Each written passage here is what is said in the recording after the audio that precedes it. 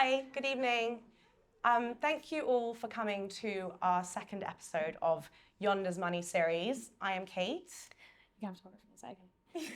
And I'm Anya, and for those who don't know us, Yonder is the freshest, slickest lifestyle rewards credit card Londoners can get their hands on right now.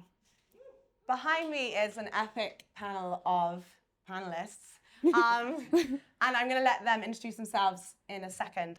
And then tonight's topic is money and relationships. Those who came to the last event, it was all about women and money, because newsflash guys, the credit gender gap does exist. So generally women are much more averse to credit, and lenders are 16% less likely to provide women with pre-approved credit card offers.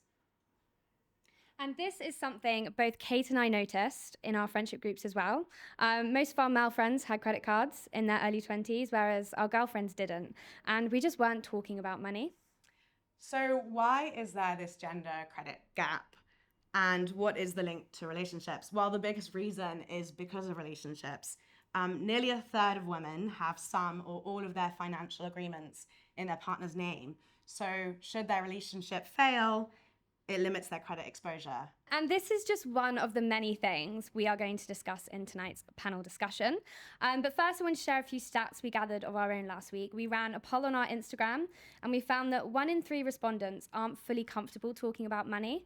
We found that 45% of people don't know everything about their partner's finances, and 52% of respondents have argued about money with their partner at some point in their relationship. So that's everything from us, and now over to you, Ola. Thank you very much, ladies. Hi everyone, how are we all doing this evening? Good, amazing, love the energy for Wednesday evening. Thank you so much for coming this evening to our panel discussion. As the ladies mentioned, we will be talking all things money and relationships today, which I think is a very hot topic because not many people talk about money, let alone when it comes to their relationships as well. So very excited to be joined with our guest panelists this evening. But before I introduce them, I am Ola and I'm the founder of All Things Money, which is a personal finance platform that teaches young adults how to manage their finances effectively. So I'm going to pass the baton on to Alice. Hello. Sorry if you thought Victoria was going to be sat in my place. I'm sorry if you're disappointed. But hello. Am I just introducing myself? Yes. Doing well so far. My name's Alice Benham. I own 2 businesses. I host a podcast. And I guess in context of what we're talking about this evening, have a boyfriend. So far, so good. And we're actually just about to move in together. So I'm going to be listening as much as I'm sharing because this is very relevant for me at the moment. Hello, I am Jessica. I'm a certified relationship coach, and people think that often is just about romantic relationships, but actually really relevant to this topic. It's also about family, friendships, all of that. And I have a background working in domestic abuse, so talking about things like economic abuse, really important conversations. So glad to be able to be here. And hi, I'm Tim, and the co-founder and CEO of Yonder. I'm here to represent the men who were not invited to the last Women and Money event. And I have one wife, and she's here in the boat to keep an eye on me as well in the panel discussion. So I think she's checked all my answers before we speak. Good, good. So I guess we'll start off with a bit of research. So research suggests that talking about personal money matters is more taboo for Brits than sex, religion, or politics. Now, does that surprise you guys? No, it doesn't surprise me either. I guess I'm keen to know from you guys, how does talking about money make you feel? Alice, do you want to kick off? Yeah, I mean, hearing that list, I think my boyfriend and I on our first date did everything but the sex talk. It's probably his worst first date of his life, bless him. But no, I mean, maybe it's part of like running businesses. You just get really familiar with money. So I think I'm always that person in a friendship group that's like, I just love talking about it. Mm-hmm. I think it's so key to life. Yeah. So key to, surviving. That I just think the more we talk about it, the merrier. So I'm that person that'll ask you how much money that you made.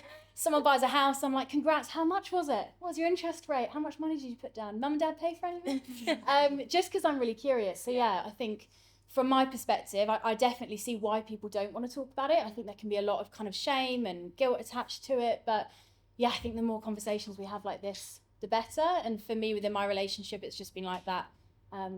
From day one. Jessica, what about yourself? I suppose by default of us being here, we're probably very open to talking about money. I think the only way that I sometimes struggle about it is with friendships and like the disproportionate amount of money that some of my friends earn, like lawyers, 6-figure salaries. It can sometimes be intimidating. But I think particularly in relationships, you gauge on like a first date, you know, where they suggest going, all of these kind of things. So you pick up on non-verbal cues, and I think then it really opens and is easy to bring that up into conversation. So I have no shame at all about money. Well, I'm Australian, so it's a bit easier. But I'd say, like, I think I guess similar to your point, I think a lot of it is like through non-direct cues, like where you eat, where people suggest to travel to, how sensitive they are about what type of flights to take as well. We were talking to some friends last night about it, and a bit of it is almost like, where do you suggest to go on the first date? So like, oh, okay, that's how much you make. Yeah. No, it's very interesting. I think more now than ever, especially with the cost of living crisis, it's really important that more people feel comfortable talking about money. So I'm really glad that you guys have such positive views when it comes to talking about money. I talk about money every single day for my job, and I don't think I'm happy to kind of shout about how much I earn. So maybe I still have a lot of work to do when it comes to talking about money myself. But obviously tonight's event is all about relationships and money. And according to research from YouGov, 1 in 8 people in serious relationships admit to having savings that are secret from their partner. How important do you think it is to know everything about your partner's finances? Tim, I'm going straight to you. I'm one of the 7th out of 8, not the blood 8th. I guess it depends on which stage of the relationship. I feel like first date, it's a bit weird to be like, hey, here's my bank balance. Here's my I do think, I guess Mel and I are married, and so I think sort of as we got closer to getting married, talking a lot about it was important. I had quite a lot of student debt, so did she. So we're like, great, we have student debt together. How much student debt? And she was like, I've got a lot. I'm like, I have way more than you. So it was fantastic. So I guess it was a bit different in that I had a longer career sort of at that point. So I had sort of more earning potential, more earning, sort of higher income at that point in time. But like we did have like, I had a mortgage that I got to tell her about, like, hey, I have a mortgage, just FYI. And we have some student debt that we have to sort out as well. And I think, I do think it's important that you do, especially when you get to the point when you're getting married. I do think that's really important because all you have is stuff around like, what do you do with the assets? We got a joint bank account pretty early on as well. But I do think the first couple of dates are kind of weird. I definitely think that as you get closer to being like, hey, we're going to like join our life together, being clear on like your income, your spending habits, your savings, your like, you know, pension, your debt is actually really important because I think you may have to adjust your lifestyle when you get sort of as you start to combine your finances. And I think it's really important that both sides know what does that sort of lifestyle adjustment look like. And I don't know, I do think it's really important because I think if one person's like, I'm used to spending like this, and you're like, wait a second, with all like the student loans, like mortgage, we can't afford to live like that anymore. I think that's a really important conversation to have earlier rather than later. Alice, what about yourself, seeing as you have a boyfriend? Back to the evening.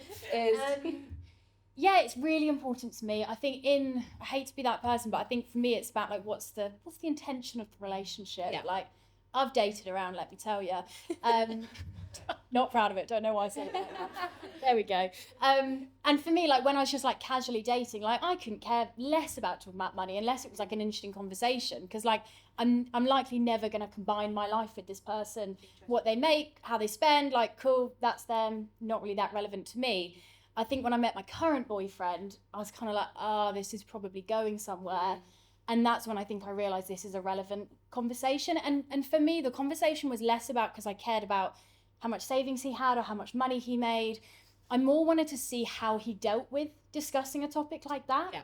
Like obviously in a relationship, there's so many topics that come up that are kind of hard to navigate, right? Like money, sex, mental health, whatever it is. And so for me, I wasn't interested in like how much he made or anything like that. I just wanted to see that he could handle that level of conversation. Yeah. Like he was willing to be vulnerable. He didn't have an ego attached to it. Like when we met, he was making less than me, and like he seemed to be all right with that. And I was like, cool, you don't seem like much of an annoying man. Great stuff. So yeah, for me, it was really vital. I think as soon as I realized, you know, as Tim was saying, if you're going to combine your finances with someone, you've got to kind of know what's going on, I think. Yeah, no, I completely agree. But obviously, me and Jessica are singletons. Not trying to put ourselves in the market out there, but just in case. FYI. Jessica, is this something you would maybe bring up on a first date, or is it something you maybe touch on the topic of finances later on? So I probably take a different perspective. I think whereas you both talk about like the practical, like how much are your assets worth? Do you have a mortgage? The very practical stuff. The way that I tend to look at these things, it's all about like values and the values that people have. Like, what does money mean to them? Is their net worth tied to their self-worth? And I think, for me, like the least attractive thing about a man is someone who he like carries his ego through his money. Yeah. Whereas for some other people, they're like, no, I find that really attractive. Someone who has a lot of money and they show it. And so I think for me, it's not about how much money they actually have. It's about their attitude around it. What did their parents teach them about money? What are their spending habits? I think things like that for me are far more important. And yeah, I feel like I wouldn't directly ask. I feel like, again, it's about picking up on these cues. But I mean, yeah, it's nice to go on a nice date somewhere. Not gonna lie, not gonna turn that down. No, absolutely. No, I do agree. I do think talking about finances is really important, especially if you're looking to go down the route of maybe a serious relationship, like you mentioned, Alice. But I guess it depends, like you said. I think you can kind of read people's cues on the first date or even by second, third date if that's really a conversation you want to be having. But yeah, I guess it kind of depends on the person. With that being said, do you think it is a deal breaker if your financial management and goals don't align with your partners? I'm looking to the relationship coach over there. Yes and no. If someone is open to having a conversation about it and being able to say, maybe I can work on this, then I think absolutely not. Where I think it is a deal breaker is if you're like, you are a big spender, you always have been, you love spending money, which, good for you, is with someone who is, oh my gosh, I am petrified of spending money. I want to save. At some point, you are going to come into quite a big conflict. Yeah. If you can communicate and resolve that and work together to move forwards, then of course it's not a deal breaker. But when you can't, that's when those things will keep on coming up time and time again. And I say this to people as the thing you're arguing about is probably not the thing that you're actually arguing about. Yeah. You might be arguing about like, you want to go on this expensive holiday and we can't afford it. Actually, no, it's you're a big spender, I'm not. We've had the conversation before. And so it's about bringing these things up as and when they happen. And if you can communicate it, I think you can go through it. But if not, yeah, get some agreement over there. What about you, Tim? It depends. No, I think we were like pretty fortunate in that we had a pretty similar approach to it, but I definitely think it depends on how far different it is. Yeah. Because I guess it's like a spectrum. It could be really minor or really far. I also think there's an element of just compromise when you get married. Like we just have to adjust. And I'm not going to give a perspective on overall marriage, but I do think there's an element of just like compromise and like you have to adjust. You can't like copy and paste the way you lived and be like, oh yeah, like I'm going to live exactly the same way I did as a single then as someone like combining their finances. I do think there's adjustment. I guess I had like one of my best friends, which is more of a sort of a related story, but he was like the stingiest person I've ever met. Like wouldn't spend money on anything. We backpacked around Asia together, and he was like, I don't want to spend any money on anything. And I'm like, what's the point of this? You're working full time.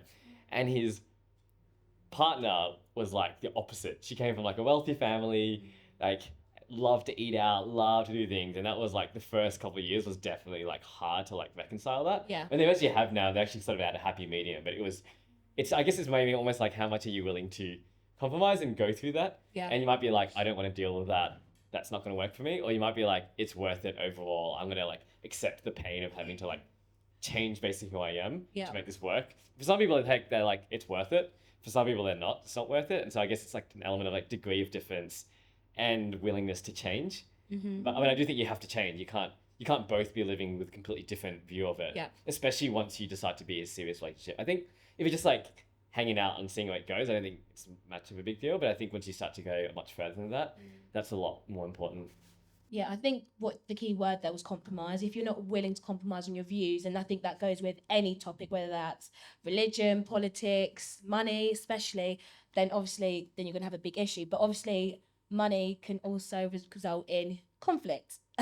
As much as we love money, it can cause issues in relationships. So, according to research from YouGov, money is cited as the second most common cause of conflict in relationships after jealousy. Now, does that shock you guys at all, or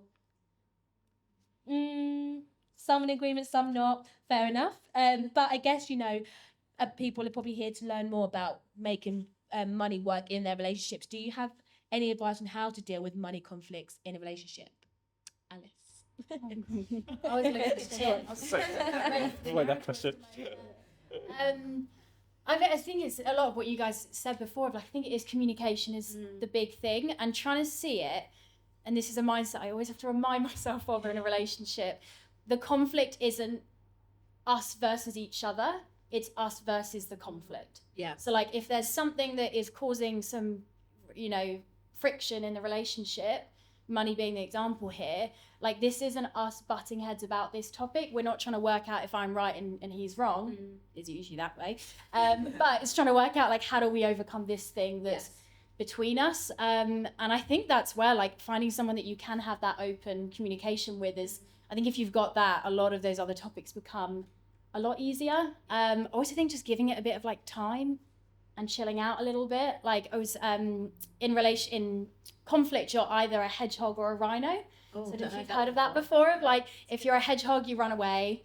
If you're a rhino, you like run at the conflict. And I think being self-aware of like which of the two you are is really helpful. My partner and I are definitely both hedgehogs. Oh, really? So we'll like, there'll be conflict and we just won't talk about it for weeks. Oh, God. And then we'll be laying in bed at 2 a.m. like, should we talk about that? Yeah, okay, let's do that. Yeah. So yeah, I think it's a lot of self-awareness and communication and not trying not to have an ego in it and trying not to win.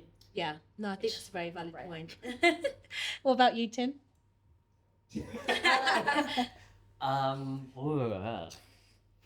Give me eye expressions and what I can. I think like for us, it's probably less about the quantity of money and more about like the value. So I guess to your point, it's like the thing behind the money.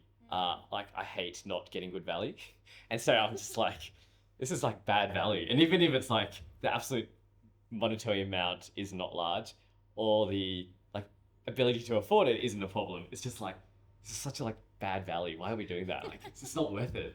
And I mean like a lot of it is actually more about like, I think we're fortunate in that we haven't. I think actually when we both like principled, so back to that. I think when we're both on the same page in terms of like what we want to accomplish with it, we're actually pretty good at compromising together. So when we started Yonder, Mel was made redundant, and so we're like, she didn't have any income. I was drawing a very small startup salary of not much, and like living in London as a couple on a small scale is very difficult. And I think we were both happy to like compromise together what that would have to look like. Like we got a housemate to like save on rent. We were actually going to move into our third co-founder's spare bedroom to like save money, and like we were kind of like happy to do that. Like Mel and I talked about, hey, do you want to become like a delivery rider, like just to make ends meet? So like I'm kind of open to it just to like make ends meet. So it's kind of ironic that like those decisions were like actually okay, and then it was like, hey, should we get like this hotel room or this one? I'm like, but that's bad value. Like we shouldn't do that. And it's like not even a matter of money at that point. It's more like in my head, I'm like, that doesn't feel like good value. So I feel like that's probably ironically, our conflict is more around me wanting good value rather than necessarily like fundamental, questions around can we afford or not. In which I feel like we're both pretty analytical and rational about being like, look, the spreadsheet says we have to do this, therefore do that. And that's like great joint decision. But if it's just like we can afford either option, and I'm like, that's not a good value, then it's more like, oh, do we have to do that? Is it like a more value way of doing that? You're like, no, it's a holiday, just like let's do that. Yeah. No, amazing. I guess, when it comes to being in a relationship, there are many topics that will come up in conversation, whether we like it or not. So studies have shown that joint bank accounts are becoming increasingly less common amongst millennial couples, something I wasn't aware of actually. So how do you feel about joint bank accounts, and at what stage of the relationship do you think couples should share bank accounts and split their finances? My boyfriend and I started one like 6 months ago. That's probably a bit keen, isn't it? He did say, actually, I told him about that question for this panel, and he admitted that he'd wanted one for a while. Okay. But he's generally the slightly more keen one out of the two of us, so he held back admitting that you wanted it. And then I think I'd had a few glasses of wine one night, and I was like, we should get a joint bank account, that would be cool. And it's actually really useful. Like, I don't really get where the resistance comes from, because I think as you start to spend money mutually, like we use an amazing app called TriCount. If anyone's not heard of it, if you ever split money with anyone, friends, partners, family, it's so good. Just like help to keep track of like who's spending on what. And we just started to find more and more things we were buying together, and we knew that we were going to move in together. And I won't lie, my motivation behind it was because I wanted a really nice sofa. And I knew this man was not about to spend £1,000 on a sofa, like in one. So I was like, if I get him to put like direct debits into the joint account every month, guess he's getting a dream sofa in a few weeks. Thank you very much. So yeah, we opened one, must have been under a year of being together. Okay. Agreed to put the same amount in it each month, and it was just like a mutual savings pot for whatever we wanted. Yeah, and I guess, you know, which some people might be asked and wondering right now, is that solely joint, or do you both have your own separate bank accounts as well? Because I think that's what some people like to have in their relationship, knowing that they also they're in control of their own finances as well as having something joint. Oh yeah, I don't think we'd ever get rid of our own Okay. bank accounts. Maybe that would change if one day we got married or had kids, I'm not sure. But yeah, we spend money in very different ways. So yeah, I think when we live together, it will be very much like joint account is for the house stuff. Yes. You spend your money, I'll spend mine, and leave you to that. But maybe it's different if you're married. We didn't do joint until we got married. Although we were also geographically on the other side of the world. Mel was in Australia and I was in the UK. So it's very hard to do joint bank accounts across borders. When we did get married, we basically poured everything in the same account. So like same salary went to the same account and we spent out of that. I think my individual account has like £4 or something in it. So not a whole lot going on there. But I think that was more just like a very practical thing, in that once we sort of decided to like join everything, just practically joining the income. And I think we went through different stages. So there's a period where I was earning a lot more than Mel was, and then we flipped. And we kind of always said like, just spend as a couple and not have, and I guess, let's put it this way, there'll be periods where if we tried to spend proportional to income, like one person would just be like not eating, the other person would be eating like a king, and vice versa. It doesn't really make sense, right? So we always kind of said like, let's just put them in the same account. But I think that was also somewhat circumstantial in that we got married, and then also like we also moved in together, and then she also moved over. So it's like a lot of things happened together. Yeah. So there's like, practically speaking, like rent came out together, utility bills came out together, and then actually just like spending sort of came out of the same account as well. Yeah. But that was maybe somewhat like circumstances, and I guess maybe the idea was that once we decided to like commit, it was like we're committing all in, like on everything, debt and income and expenses. Mm-hmm. No, very interesting. Jessica, obviously, what would be your preference going forwards if you were to enter a relationship yourself? The thing that I think is really important here is irrelevant of how much of your assets you combine. I think it's really important to keep your own financial independence, so that if something really bad happened, you know you have your own, you know, can I swear? You're like kind of like fuck it fund of like, this is my own thing just for me, that is just mine. Yeah. And I think that's really, really important to have, because there will be times where you're like, hey, things aren't working out. Inevitably, perhaps the relationship, marriage, whatever, has to end.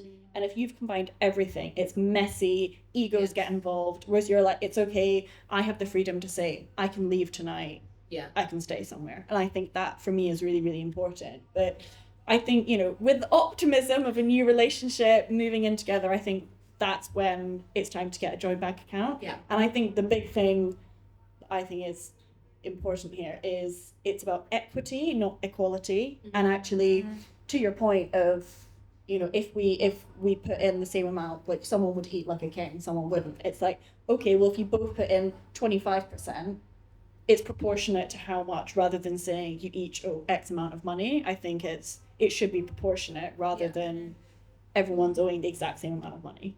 Yeah, no, I agree. I think from the work that I do, I've come across many clients that have found themselves in difficult situations where they may have had to end things with their partner and then have been left financially disadvantaged because everything has been tied up. So yeah, it's very interesting to hear your viewpoints, but I do agree with Jessica in the fact that if you can have some savings, whether that's savings or maybe like your own separate bank account, probably could be a good idea, because we don't want to be pessimistic here, but you also want to be smart as well and protect your future just in case. But obviously those are kind of like our current accounts and everything else. do you share credit cards with your partner? And if so, how do you kind of split that when it comes to paying that back?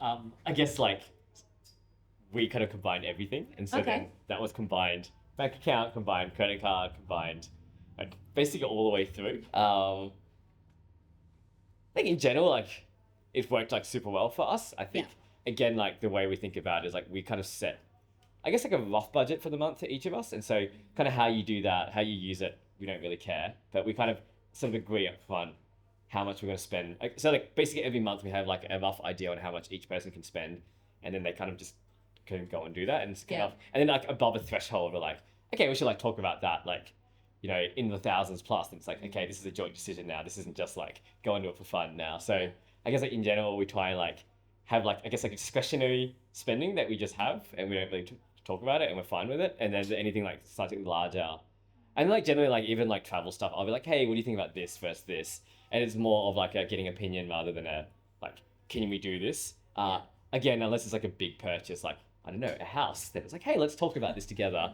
Or like, I don't know, like an expensive sofa. That was like a big conversation about how much do we want to spend this sofa?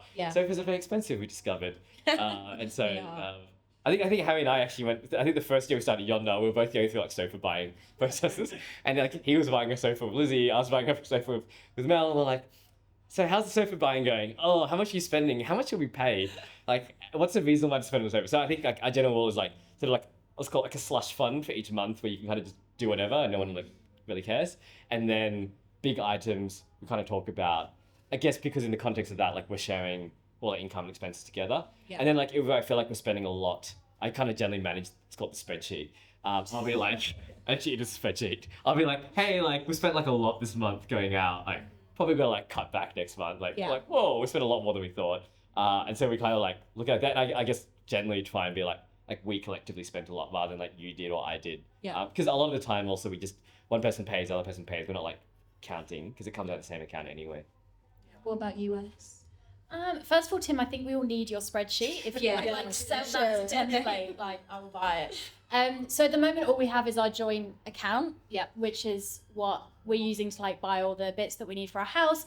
But I think what we'll do when we live together is we'll have probably a shared credit card, but not for any variable spending.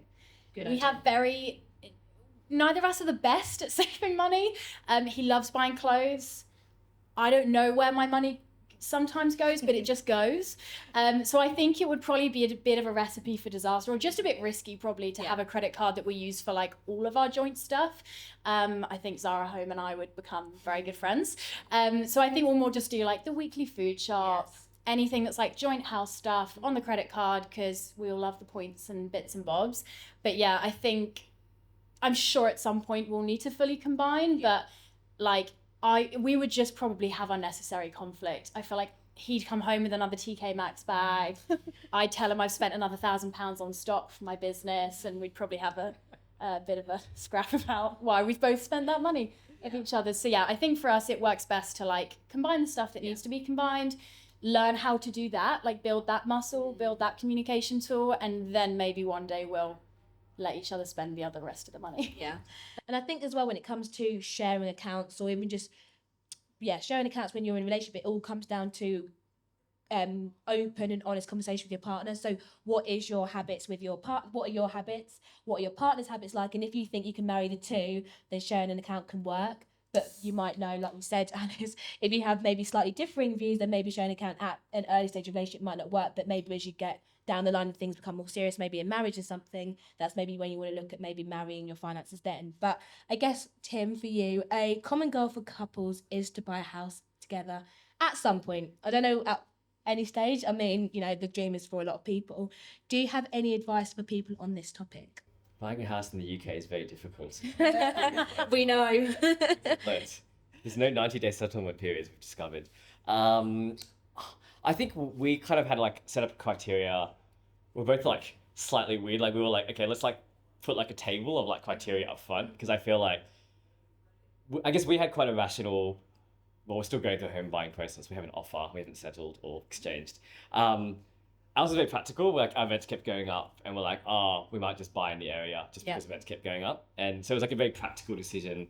And then I guess we kind of approached it pretty like I say clinical in terms of like, what do we want from it? This isn't the family home for life. This isn't the be all end home. This isn't like trying to solve, the home. It's just trying to solve somewhere to live for the next 5 years. We know we're going to be in London. We know that rents keep going up, and we kind of getting tired of getting kicked out every 2 years. So it was like a very practical thing. So we're like, okay, what are the things that we like really want? What are the things that are like a deal breaker? And what are the things that we would like to have but don't need to have? And kind of just like listed them all out, and then we kind of just went through an exercise of.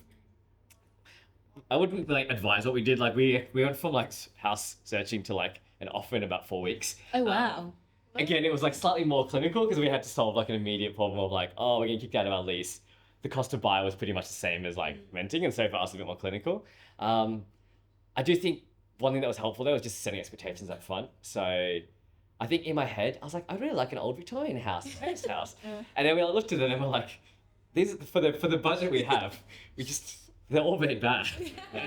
And she's like how badly do I want? Like, I don't know, it's just a nice to have. And so I think just being really open about, okay, I don't really like need one. It'd be just nice to have, and kind of just being upfront about what are the things we can compromise on, what are the things we can't compromise on.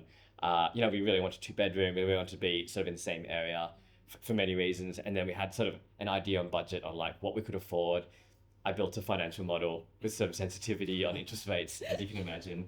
I'm like, what if base rates go up to 7%? What does that mean? So I guess like we kind of approached that like, and being like, what if one of us lost our jobs? What would that look like? And so I guess we didn't want the house buying process to be a source of stress.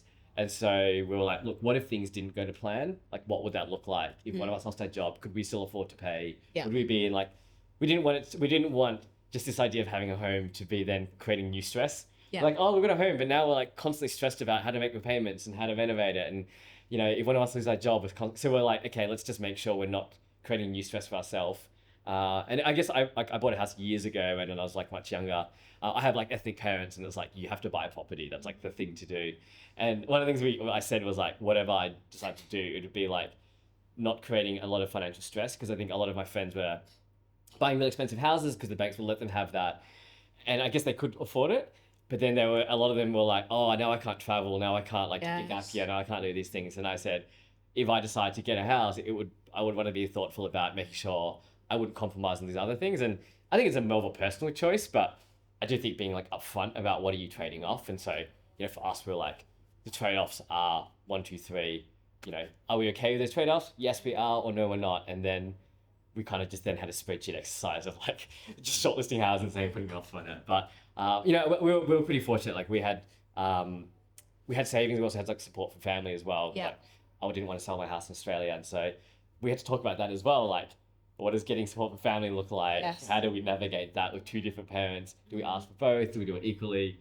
And that's like a different challenge, I think. And we had to have like a pretty open conversation about what that looks like, paying them back and things like that. But yeah, I mean, I think we were fortunate that we had that, and I know not everyone has that chance.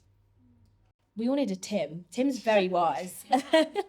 And obviously buying a house, whether on your own or in a relationship, it's a huge financial commitment. So having that honest conversation with yourself, what you want, what you don't want, what you can afford is really, really important. Now, I guess moving on, when it comes to being in a relationship, it's very rare that 2 people in that relationship have the same income. Now, if someone is maybe earning more than the other, how do you guys think they should split their finances? I think it's like what I said, it's about like proportionality. Okay. I think there's nothing worse than that kind of sharing a little app which says, you spent £23 on dinner last night, so I now owe you £23. I think it's infantile and quite embarrassing. And I have a lot to say about that. And I think... It's embarrassing, Alice. It's embarrassing. She has a story. I think all relationships, whether it's friendship or a romantic relationship, are about spirit of generosity, kindness, compassion. And it's about saying, hey, it's your birthday, let me take you out for dinner. That's a nice thing, rather than like, oh, I took you out for dinner, so now you owe me one. I think that's just not for me. And so I think it's about like equity and proportionality, as I said, is around generally, you keep tabs of, you earn a lot more than me, so percentage wise we put in the same amount of money. You then maybe have more like play around room money, but we still both invested equally into our relationship based upon what we earn. And I think that's probably the most important thing for me, rather than like you owe me little bits and pieces here. Sorry, Alice. So just to kind of play devil's advocate, if let's say someone's earning 30 grand and someone's earning 70 grand, do you think they should be splitting that evenly with their savings, or should someone be saving 70% of their income and that person 30%, if that makes sense when it comes to proportionality? So say, for example, 50% of either of that, I mean, no, that's a crazy amount. You couldn't possibly save that. 20%, that still will hit someone just as hard. Okay, interesting. That's what I think. Okay, anyone have a differing I view? have a story, I feel like. Oh, Tim, I've got a lot of stuff stories. She has way more exciting stories than I me. will just give the other perspective, because I think it's opinion, isn't it? you. No, you've not. I'm really hard to offend. Try harder than that. You're fine. I love the silly little app, but for our relationship specifically. So my partner and I are on the exact same salary, which I think we're very lucky to have. I mean, the actual story is because I run a business, I can kind of slightly pick my salary. And I got a bit butthurt when he got a recent promotion that he was then making more money than me. So I gave myself a raise. But it's useful benchmarking. Yeah, I like that. I get a raise. Yeah. Inner feminist. So yeah, we very fortunate, like financially we earn the same, so there's a sense of ease. And like completely with you, like I think generosity is a big thing for us. Like, treating each other well and like not being, there's nothing worse than that friend that's like, oh, well, we split that 50-50, but you got oat milk, which was 50p more. So, like no one wants that, right? But also I think for my boyfriend and I, at least, one of our biggest values is ease. Like we can't be bothered. Yeah. But like, I'm one of those people where like, if it's not openly communicated, I'm not thinking about it. And I couldn't be with someone who's like raging inside and they're trying to show me they're raging because they shut a door really hard. And then I need to realize that they're annoyed because we didn't split that thing. Yeah. Probably. So for us, having something like an app actually works really well, because it's just like, look, I'll get this Tesco shop that's for both of our meals. We'll just put it on the app. There's no friction. There's no like, oh, we need to split this bill in half. Like, you get it, I get it. If you want to put it on the app, go for it. If you don't. Yeah. But obviously that's from a position of like, our financial positions are very similar. Yeah. I've dated people in the past who make far more than me, and I've dated people in the past who make far less. And that's definitely been a lot more challenging. Yeah. Definitely had experiences where someone makes a lot more, and there can easily become this sense of kind of financial power and a feeling of being less because you're making less. And it was crazy to me how quickly I jumped into that mindset and kind of felt controlled in a financial way. I thought I was pretty self-aware, but it kind of happened really easily. So yeah, I know that's not helpful advice of like, it's easier when you're making similar amounts, but like, I do think that is part of it, because like if we split things 50-50 and he made double what I would, like that probably wouldn't feel right. Yeah, it wouldn't. And that's why I kind of asked that question about proportionality in terms of who's earning maybe a little bit more. But I guess, Tim, when you're in a more serious relationship, would you have a different view? I think the more funny stories is in the early stages. Yeah, they are. Mel was a student, and I had like 7 years of consulting experience. I had like a pretty good salary at this point. And then I think our first flight, I think she booked like a 5 a.m. or 6 a.m. flight out of Stansted. And I'm like, why are we doing this? And she's like, we don't have the money. And I'm like, why are we doing this again? And like, I still remember just like the adjustment, because I was like really fortunate because I had a lot of frequent flyer miles. I'd like fly a lot for work. So I was used to like going to a lounge and like, flying on like a full service airline. And she was like, I booked the cheapest airline ticket I could find on Skyscanner, and it's like no baggage, no food, like nothing in some bad airport. I'm like, what is going on here? I know that was like a huge adjustment initially, because we're like, how do we make this work? And then like, I think accommodation wise, actually I think at our wedding, so our wedding was like great. Like our wedding place we stayed. Are you like taking a long way? So our wedding venue accommodation was fantastic. We were like, so we had a destination wedding, beautiful like 5-star hotel. That was all fine. A couple of days before that, I was like, hey, I'm gonna just book accommodation for all of us going early, just to like, find a place to stay. I'm like, yeah, no worries, go for it, no problem. We're in Malaysia, it's quite cheap, should be fine. I get there and I'm like, why is there a lizard a dead lizard in the staircase. Oh no. Why is my bed sheets moist? Why does my shower head not work? And the air conditioning not work? And they're like this, I think 1.5 star, was it 1.5 stars? 2-star hotel. Like, I mean, I think it was like £20 a night for like 3 people. It was quite tragic. And I remember being like, how is this going to work? Like, this is anyway. It did turn out. Well, obviously, I think at the time she wasn't working, and so it was just sort of like adjusting to that. I think it was easy when we got married, but before that, it was definitely very different because I had a certain standard of living, and way of living, and she had a different standard of living. And then, where do you go to eat dinner? Like, how do you travel? I didn't want her to feel like I'm just going to pay for everything. I was like very happy to financially, but also wanted to feel like there's equality there, but it's not really fair considering incomes are different. I think after we got married, that was probably a little bit easier. Although one thing we had to get our head around was we literally earn opposite spectrums between periods of time. So the first year I was earning a lot more, and then she was redundant, and so then it was like, can she spend the money? And we're like, no, it is like joint money. Because actually, like 12 months later, it was the opposite. She ended up earning all the money, I earned no money. So I think to your point, I think you said this before, it kind of like swings and roundabouts anyway. And so I think we were very much like, look, once it's shared finance, it's shared for everything. But I think there was a bit of guilt feeling for a while. I think even she had more guilt than I did. I was like, yeah, should I be spending this much money? Like, I'm earning nothing and she's earning all the money. Like, we've combined our finances.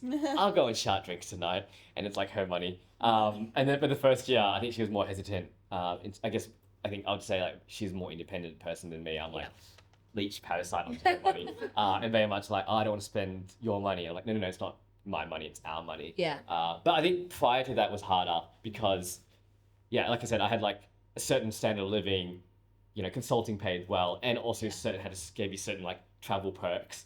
And then like as a student, you're like, I'm not staying at the Marriott every night. Like, I'm not going to fly like business class. Like, that's not normal. So that was probably more of an adjustment. And we figured out our way there. But the first year, the sort of before we got married, was like definitely an adjustment in terms of like, I'm like, I only fly like certain airlines. She's like, I want to fly the cheapest airline. I'm like, no, but then like the food's not so good and the seats aren't comfortable. And It's true. Exactly. So that was definitely an adjustment. No, amazing. I think all of you shared very valid points there. But I guess to kind of wrap up before we get to questions from the audience, do you have any final pieces of advice to share with our audience today about relationships and money? Relationship coach, go on, Jessica. I think the biggest thing would be about the like, keep your independent, fuck it fund. Like, Okay. I think that's quite important to have your independence. But I think, and this goes for any topic around relationships, is you need to learn how to communicate. Yeah. And how do they know that you have a problem with the way they spend money unless you sit down and talk about it? And it's the same with, how do you know they have a problem with things in the bedroom unless you talk about it? And it's exactly the same as you're expecting someone to kind of be a mind reader, but I think communication is key to everything. And when we attach our ego to these communications, that's when there are loads of issues. So the way that I always approach it is try to detach our ego from whatever conversation we're about to have, and think about, what do I want to say without thinking about their reaction? And so kind of letting go of the outcome and just thinking, I want to talk about this, I want to get this piece of information across, I feel uncomfortable about the way you spend this or the value you associate with your clothes or whatever, without expecting a specific outcome based on them. Get across your own perspective and detach your ego from that conversation as much as possible, because you'll then have a constructive conversation which isn't based on, you said this, I said that. It gets messy. So that's really the biggest thing, is learn to communicate. And we can all be so much better at it. Everyone can. You're not wrong. What about you, Alice? I think my biggest learning of like share, because this is the first relationship I've been in where we're like even considering starting to share finances, is to try and take the emotion out of it as much as possible. I feel like money can become such a fueled topic. Like, there's all this hidden meaning and emotion, and like, every couple is different. But for relationships that I'm in, I see money as a tool, and I see it that way in my life as well. Like, for me, it's not like lots of money is good, no money is bad. It's like, money is a tool. obviously there's an element of privilege to that, right? Like I have enough money to pay bills and survive. Yeah. So I'm then at a point where I'm going, okay, I'm not that motivated to just have money for the sake of it. I see money as a way of getting experiences, getting freedom, you know, celebrating causes or people that I care about. And I think I try and bring that into my relationship as well, of like, we just take the emotion out of it. Yeah. Like, it's my birthday coming up. Am I going to get a gift that's crazy expensive? Probably not, because we're giving our future landlord all of our savings. Yeah. So it's like, but I'm not fueling that with emotion. I'm not going to go, oh, he doesn't love me because he didn't buy me that ring that I wanted, or it's like, it's cool. And that's also partly where for us, like splitting everything 50-50 or like in a way that's equitable works for us, is because it's just like, let's take the emotion out of it. Yeah. Like we both bring equal things to the relationship emotionally, in terms of the you know, labor that we do. And so why shouldn't finances just be the same? Like we're a team, our finances are a tool that we can use to enjoy our relationship and enjoy being together. And we try and just, I guess, see it as a tool rather than anything much deeper than that. Like, I don't love him more because he has a lifetime ISA and I don't. Like, it's not that deep, you know? Yeah, no. That is good. Find someone with a lifetime ISA. Yeah. I ain't got one. You need one. But anyway, Tim. Yeah, I really like what I think you mentioned, like alignment on values is so important. I think that's like much easier. If you can align on values, everything else is kind of comes from that idea. So like when we got married, I guess we always wanted to carve out a portion of our income towards like charitable cause and things like that, and kind of held that the whole way through, even when like income's been up, income's been down. It's been really good to align on that. We have like the London City fly out tax. How much more are we willing to pay to fly to London City for like convenience? And we're like, okay, like there's like a number that we have in mind that we're like, because we're both super busy work-wise. So we're like, okay, we're actually willing to pay for convenience. What are we both happy to pay in terms of convenience? So I guess like for us, it's like a lot in terms of alignment of values. And then I guess once you've got the alignment of values, everything else is much easier. Sounds obvious. Although I think the hard thing is most people don't know what the values are. Yeah. They're generally like implicit and not explicit. I tell the team this all the time, but it's like being really explicit with things is really important. But the problem is that I guess this concept called revealed preference versus disclosed preference, and this idea that you might say, I want that, but actually your behavior reflects you want that. And so this concept of that, actually a better way to measure someone's like desire for something is like what their revealed preferences are, what do they actually do. And so I think a bit of it is just like trial and error, because like we went in being like, yeah, like we're on the same page, let's talk about it. And then yeah, there's always going to be a couple of speed humps being like, oh, you spent money on that, and she'd be like, what's wrong with that? And vice versa, being like, do we really need that? I'm like, yeah, we do, I'm sure we do. And so I think there's an element of like, you kind of just got to figure it out as you go along, but hopefully being a little bit forgiving of one another, and I guess give yourself time to make mistakes as well. Yeah, absolutely. I guess more in our context of everything sort of joint finances, where I can't remember. I basically backed up stupid things, and she's like, it's fine, like it's okay. And I think just being like forgiving of one another for like stupid things, because they kind of happen. And you know, I think the best way to do is just laugh about it. We had some friends actually. They actually did our marriage counseling years ago, and I think they ended up making a mistake on the holiday booking, and I think they lost like $2,000 for the family, and it's a lot of money. And they're just like, the only thing we can do is laugh about it. Like we can't, like, it's no one's fault. We both made a decision together. We made a mistake. We accidentally like bought the wrong ticket. Let's just like accept it and kind of move on. And I think at that point you could get into a huge argument over like, it was your fault. You should have checked it. You should have done that. But they're like, look, all we can do is laugh about it and just move on. And I think in the same way, you know, things happen in life and things don't always go to plan. And a bit of it is just like, yeah, that sucks. Let's just move on. Let's just laugh about it. And like, I'm sorry. And yeah, I think there'll always be unexpected things. You can sort of plan out everything, and yet things will never go to plan. And so I think how you approach it is the most important thing. Yeah, no, absolutely. Thank you guys for your gems of wisdom. I guess to kind of just echo what Jessica said, I think it's really important to have open and honest conversations throughout your relationships, whether that be friends, partners, etc., etc. So yeah, a lot of your gems resonated with me, and hopefully, guys, it resonates with you. But obviously, I wanted to kind of leave enough time to open the floor up to some questions. I probably have time for like 2 or 3. So yeah, take it away. Who's got a juicy question? Oh God. Okay, coming to you first. With both. you do this, I'll hold this. Okay, cool. Hi guys, thank you for that. Really insightful. We spoke quite a lot about sort of money and relationships when they're a bit further down the line, but not much about early stage, like in the dating world, right? So I'm in the dating world at the moment, a single man, and I'm very quick to judge someone based on their sort of expectation and intent.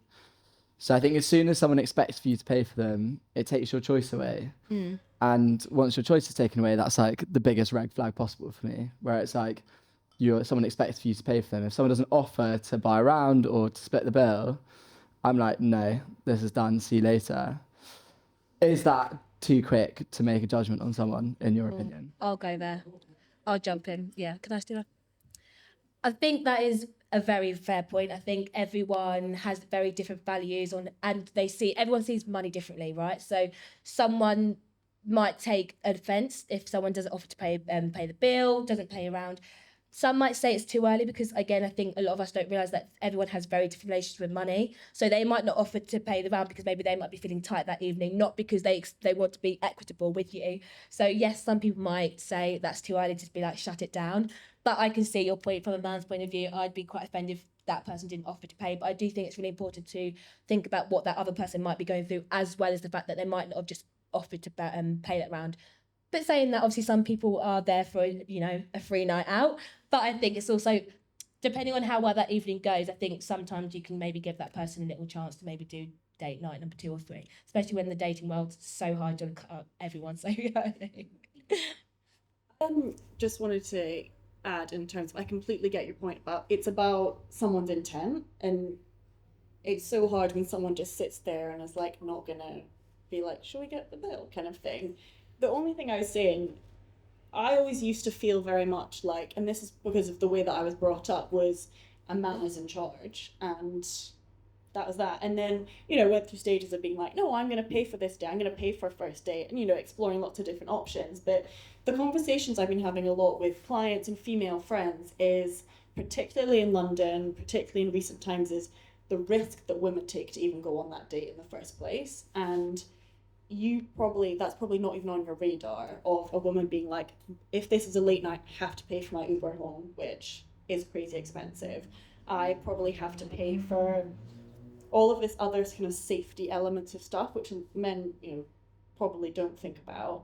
Even just asking your female friends of, when was the last time you went on a date and something bad happened, but they didn't feel safe?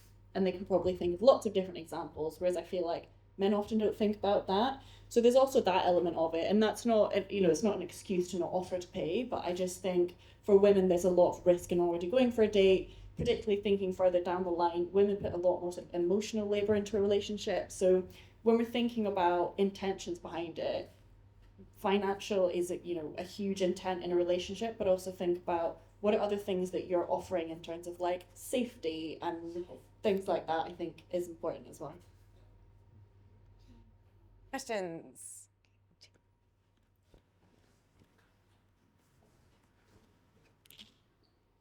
Thank you. I turned up halfway through the event, so sorry if you've already covered this. One of the things you can do as a couple jointly is save money, but I'm not sure if we've talked today about being in debt. So how do you navigate when one half of the couple is in debt and the other one isn't? Do you think that that's something that should be shared? Tim, I think you're probably the best one for that question. I mean, ours is different in that, like, we both had debt. And so, again, I got a spreadsheet out and then was like, what's the highest cost of capital? And then we just pay our way down. I think what was a bit trickier was, like, family gifts. So, like, so it's part of, like, Asian families, when you get married, you get gifts of, like, money.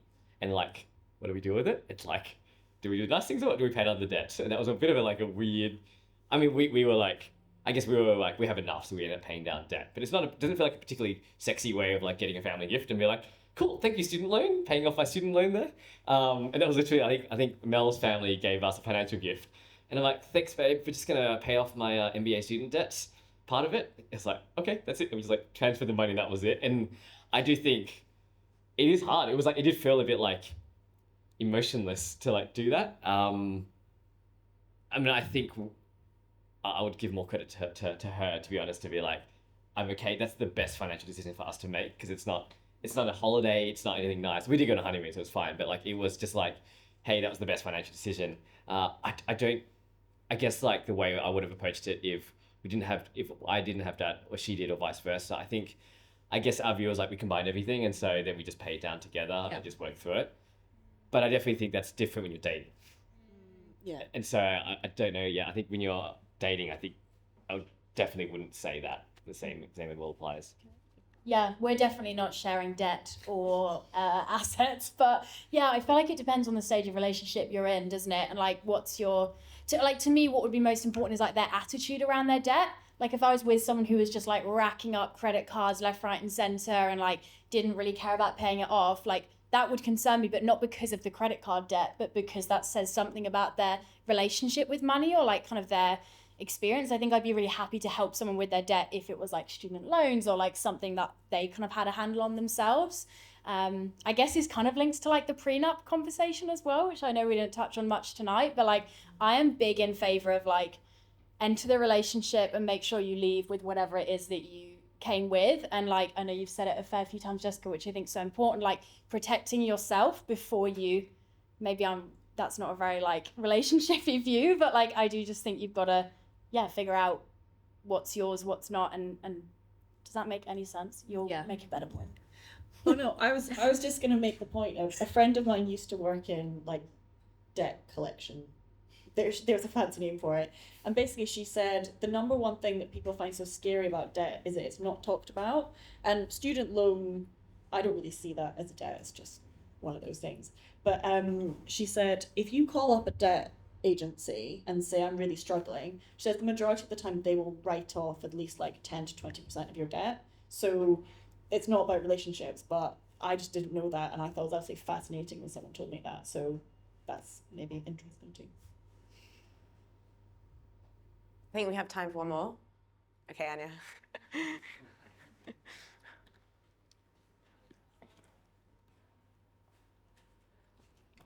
Hello, guys. Thank you for tonight. It's been amazing. But just wanted to ask a quick question. Last panel, Ellie talked about a story where she lent some money to an ex-boyfriend and she never got it back. I was just wondering, do you think there's a certain point where it's acceptable to lend money to a partner? And at what stage in the relationship do you think that is? Or do you think it's a complete whim of whether you can trust people or whether you can't? And do you have any interesting stories of maybe when this has happened to you? Oh gosh, yeah, I had an ex. It's just a lot of issues. Don't film that part, your camera is out there. I was young, we were naive, we thought we were going to be married. I tattooed his name on my body. It was a whole thing. Have you still got the tattoo? Still got the tattoo. Paid £500 for it to be lasered off. It didn't go. So stuck with that for life. Anyway, that kind of gives a tone for like the kind of decisions that we made within our relationship. We would book last minute trips together, we'd break up, we'd get back together. Two big issues financially within that relationship. One was this is like such a niche, not niche, but like just weird thing. We had like Bitcoin that we bought like years and years and years ago. I know. And his dad like was in Bitcoin. It was all very strange. But anyway, so I had Bitcoin, so did he. And I got it like on his account, and he was like, oh, it will be worth more if you like combine it with mine, and then like we'll just split it out at some point. And obviously naive me was like, okay, here's my like stocks, and like it had thousands of pounds in it. And then we broke up, and I never saw that ever again. Turns out he'd spent it flying one of my very close friends over to go and then date her. It was a whole situation. That's the only drama in my life, is that one relationship. I'm really boring apart from that. Also within that, like we had a really expensive holiday that I'd paid for just before we broke up, then what do you do? Like there's already so much trauma from just like the relationship ending. You don't want to be the one that's texting them like, so can I have that £1,000? Like, is that gonna be okay? So yeah, I definitely learned a lot of lessons the hard way with that relationship. And I think now, obviously from a place of privilege where like my boyfriend has his own money, maybe that's not a place of privilege, maybe that's just like wise dating decisions. date people that can support themselves. Yeah, like I think if you asked for money, it would just be a conversation of like, why do you need the money? Why haven't you, like, what's it for? Why do you need to spend it on that? And like, what would be your plan to pay me back? And I think I'd give him money, like if he wanted it, but I think it would definitely have to be a conversation, and I would be much more hesitant because you don't want to go, it's like a prenup, isn't it? It's like insurance. Like you don't want to go into something assuming it's going to go wrong, but also you don't want to be the person with their ex's name tattooed on their wrist. So we're all just going to learn from that mistake. I don't really remember the question, but I guess, does that answer it? Yeah. Don't in an early relationship. I'll add something, that's okay. Thank you for that amazing story, Alice. I can't wait to find out more of your stories later. But I guess in addition to that, I think you have to be careful about why they are asking for that money. So obviously we all work so hard for our money, so you want to be careful about why you're lending them that money. And I guess understanding what their spending habits are with money as well. So if you know that they are good with money and they're maybe borrowing that because they need maybe a quick £100 to get out of this sticky situation, might not be the be all or end all. But if they need £1,000 and you know they have a gambling habit, for example, you then want to be careful. But I think as well, when it comes to lending money, I, for example, have the habit of, if I'm going to lend money, I'm not expecting it back, because I think that's when you then realise, okay, if I don't get it back, it's not the be all or end all. But again, if you're then lending money to people that you know is maybe part of your savings, that you're looking to buy a house, that's when you're going to fall into trouble, into that trap. So I guess lending money at any stage of relationship isn't really the worst case scenario if it's money you don't potentially mind not getting back. Great. I think that's it. So thank you, Ola, Alice, Jessica, Tim, great panelists. Sam, Julian, thank you so much for lending us your space.